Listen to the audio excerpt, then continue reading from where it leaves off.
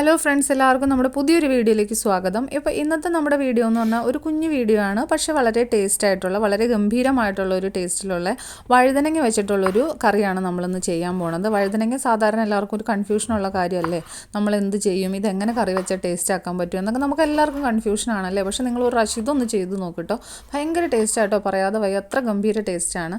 അപ്പോൾ അതിന് വേണ്ടിയിട്ട് ഞാനിവിടെ എടുത്തേക്കണത് വലിപ്പമുള്ള സൈസ് വഴുതനങ്ങയാണ്. നിങ്ങളുടെ കയ്യിൽ ഇപ്പോൾ ചെറിയ വഴുതനങ്ങയാണ് നിങ്ങൾക്ക് കിട്ടണേന്ന് വെച്ചാൽ അതായാലും മതി, വലുത് തന്നെ വേണമെന്നൊന്നുമില്ല. പക്ഷേ എനിക്ക് വെച്ചതിൽ ടേസ്റ്റ് കുറച്ച് ബെറ്റർ വലിയ വഴുതനങ്ങയൊക്കെയാണ് നമ്മളിങ്ങനെ കറി വയ്ക്കുമ്പോൾ. അപ്പോൾ അതിനായിട്ട് നമ്മളിതൊന്ന് വട്ടത്തിൽ ഇതുപോലെ കട്ട് ചെയ്തെടുക്കുകയാണ്.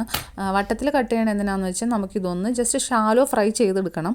അപ്പോൾ അതിന് വേണ്ടിയിട്ട് നമ്മൾ എളുപ്പത്തിൽ നമ്മൾ സാധാരണ മീനൊക്കെ വറുക്കാൻ നമ്മൾ ചെയ്യില്ലേ, അതുപോലെ നമ്മൾ ഇതിനെ ഒന്ന് ഷാലോ ഫ്രൈ ചെയ്യാനായിട്ട് പോവുകയാണ്. അപ്പോൾ അതിനായിട്ട് നമ്മളൊരു പാത്രത്തിൽ കുറച്ച് മഞ്ഞൾപ്പൊടി, കുറച്ച് മുളക് പൊടി, ആവശ്യത്തിന് ഉപ്പ്, നിങ്ങളുടെ വഴുതനങ്ങയുടെ ക്വാണ്ടിറ്റി അനുസരിച്ച് നിങ്ങൾക്ക് അത് വളവിൽ വ്യത്യാസം വരുത്താട്ടോ. എങ്ങനെയാണെന്ന് വെച്ചാൽ നമ്മൾ സാധാ മീൻ വറക്കണ പോലെ തന്നെ, വേറെ ഒന്നുമില്ല.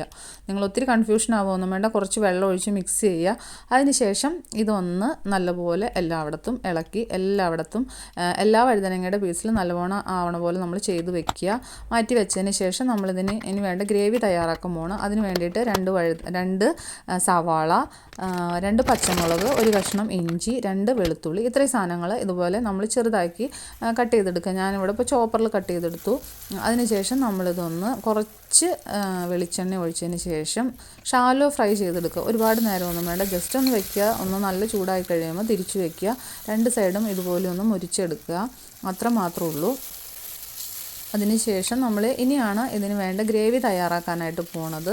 അപ്പോൾ നമ്മൾ മൊത്തം വഴുതനങ്ങ ഇതുപോലെ ഇവിടെ വറുത്ത് മാറ്റി വെക്കുകയാണ് കേട്ടോ.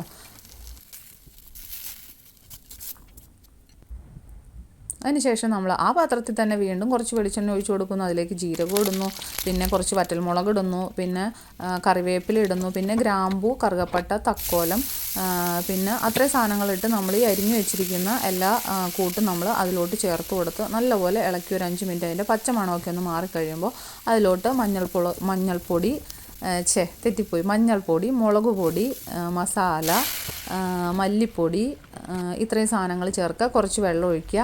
അതൊന്ന് ഇളക്കി മിക്സ് ചെയ്തെടുക്കുക കേട്ടോ. അതിനുശേഷം നന്നായിട്ടൊന്ന് വെന്ത് കഴിയുമ്പോൾ നമ്മളൊരു മിക്സിയുടെ ജാറിൽ അരച്ചെടുക്കുക. സിമ്പിൾ, അത്രേ ഉള്ളൂ. അതിനുശേഷം ഇത് കുറച്ച് വെള്ളം ഒഴിക്കുക. നമ്മൾ തിരിച്ച് ആ പാത്രത്തിലോട്ട് തന്നെ ഒഴിച്ച് അതിനെ വേവിച്ചെടുക്കുക. അതിലോട്ട് നമ്മൾ വറുത്ത് വെച്ചിരിക്കുന്ന വഴുതനങ്ങയുടെ പീസും ചേർത്ത് കൊടുക്കുക. എത്ര സിമ്പിളല്ലേ, വളരെ എളുപ്പമല്ലേ.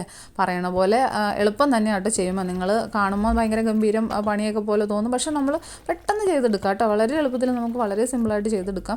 അതിനുശേഷം ഇതൊന്ന് മൂടി വെച്ച് 5 മിനിറ്റ് വേവിക്കുക. വേവിച്ച് കഴിയുമ്പോൾ അതിനകത്ത് എണ്ണയൊക്കെ ഒന്ന് തെളിഞ്ഞ് വന്നെ ആ ഒരു പരുവത്തിൽ നമുക്ക് സ്റ്റൗ ഓഫ് ചെയ്ത് നമുക്കിത് മാറ്റി വെക്കാം കേട്ടോ. അതിനുശേഷം നമുക്കിത് ചോറിൻ്റെ കൂടെയോ ചപ്പാത്തിയുടെ കൂടെയോ എന്തിൻ്റെ കൂടെ വേണമെങ്കിലും നല്ല അടിപൊളി കോമ്പിനേഷനാണ്. തീർച്ചയായിട്ടും നിങ്ങൾ ചെയ്തു നോക്കണം. വഴുതനങ്ങ നമുക്ക് എങ്ങനെ കറി വെച്ചാൽ ടേസ്റ്റ് ആവും എന്നുള്ളൊരു കൺഫ്യൂഷൻ നിങ്ങൾക്ക് ഇനി വേണ്ട. നിങ്ങൾ തീർച്ചയായിട്ടും ഇതുപോലെ വഴുതനങ്ങ ഒന്ന് കറി വെച്ച് നോക്കുക. നിങ്ങൾക്ക് ഉറപ്പായിട്ടും ഇഷ്ടപ്പെടും. നിങ്ങൾക്ക് മാത്രമല്ല, നിങ്ങളുടെ വീട്ടിലുള്ള എല്ലാവർക്കും ഇഷ്ടപ്പെടും. വഴുതനങ്ങേനെ കുറ്റം പറയുന്ന എല്ലാവർക്കും ഇന്ന് മുതൽ നിങ്ങൾ വഴുതനങ്ങേനെ സ്നേഹിക്കാൻ തുടങ്ങും. അപ്പോൾ അതാണ് വഴുതനങ്ങയുടെ ഇന്നത്തെ ഈ മാജിക് റെസിപ്പി. അപ്പോൾ തീർച്ചയായിട്ടും നിങ്ങളൊന്ന് ചെയ്തു നോക്കുക.